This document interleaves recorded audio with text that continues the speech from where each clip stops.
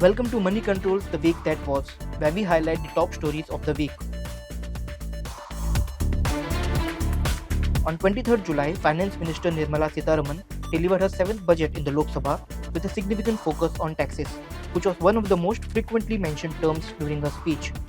While there was no mention of the old tax regime, the Finance Minister revised the slab for the new tax regime and increased the standard deduction from 50,000 rupees to 75,000 rupees. Additionally, the government abolished the angel tax, a move welcomed by the investors. At the same time, the long-term capital gains was hiked from 10% to 12.5%, and the short-term capital gain tax saw an increase of 15% to 20% on certain assets.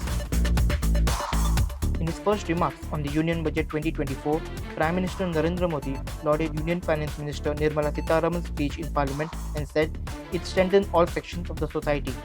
Modi said the budget was aimed at making the middle class stronger and will provide a new scale to education and skill development. The Prime Minister said the budget will provide a new path of progress to small traders and MSMEs.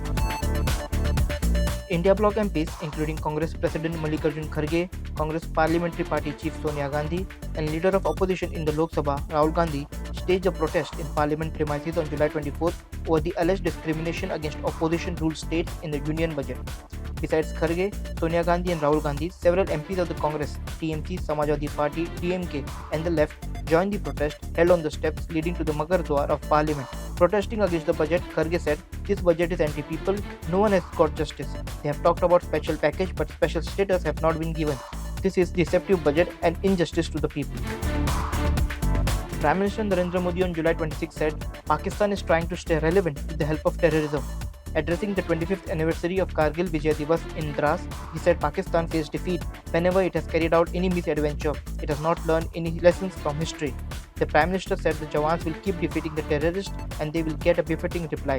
PM Modi also paid homage to the Kargil war martyrs to mark the 25th anniversary of India's victory over Pakistan in the 1999 war. Criticizing Prime Minister Narendra Modi's remarks on Agnipath scheme, Congress President Mallikarjun Kharge called it a blatant lie. Kharge also demanded that the scheme should be scrapped. Kharge's comments came hours after PM Modi slammed the opposition over their criticism of the Agnipath scheme. The PM was addressing a gathering in Ladakh's Dras on the 25th anniversary of the Kargil Vijay Divas. According to Kharge, the PM's claim that his regime implemented the Agnipath scheme at the behest of the army is a blatant lie and an unforgivable insult to our valiant armed forces. The Supreme Court on 26 July extended its interim stay on the directive for eateries on the Covered Yatra route, saying that no one can be forced to disclose names. Earlier in the day, backing the directives issued by the state police asking eateries along the Covered Yatra route to display names of the owners and staff, the Uttar Pradesh government had told the Supreme Court that the idea behind it was transparency and informed choice of the consumer Kavadiya regarding the food they eat during the period of the Yatra, keeping in mind their religious sentiments so that they don't even accidentally fall foul of their beliefs. As such situations would obviously lead up to flare-ups where lakhs and crores of people are walking barefoot carrying holy water.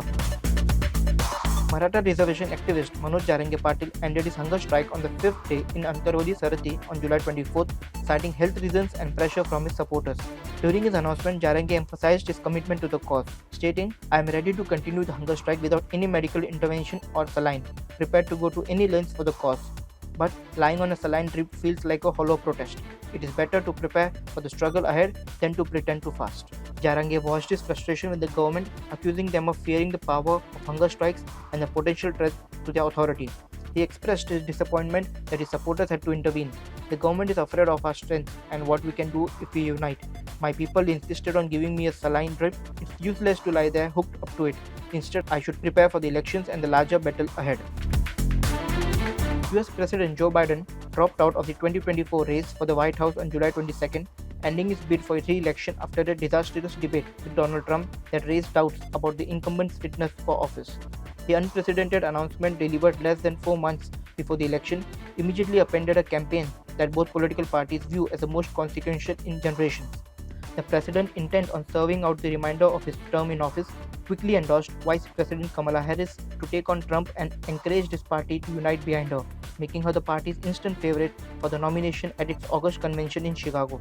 The announcement is the latest jolt to a tumultuous campaign for the White House, coming a week after the attempted assassination of Trump at Pennsylvania rally.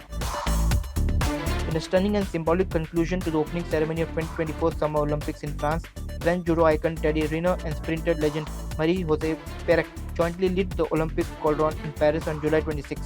The moment unfolded after a 4-hour spectacle that captivated spectators worldwide. Amidst an atmosphere charged with anticipation and unity, Reno and Parik, as the cauldron bearers, jointly lit the Olympic Cauldron. The cauldron was attached to a giant hot air balloon, which lifted off into the Paris night. The Indian contingent was led by two flag bearers at the Paris Olympic opening ceremony on the iconic Seine River. Two-time Olympic medalist PV Sindhu and table tennis legend A. Sharat Kamal, who was 84th on the call sheet. The women in the contingent were draped in saris, while the men sported the traditional kurta pajama in colors of the national flag. A total of 78 Indian athletes and officials participated in the ceremony on Friday.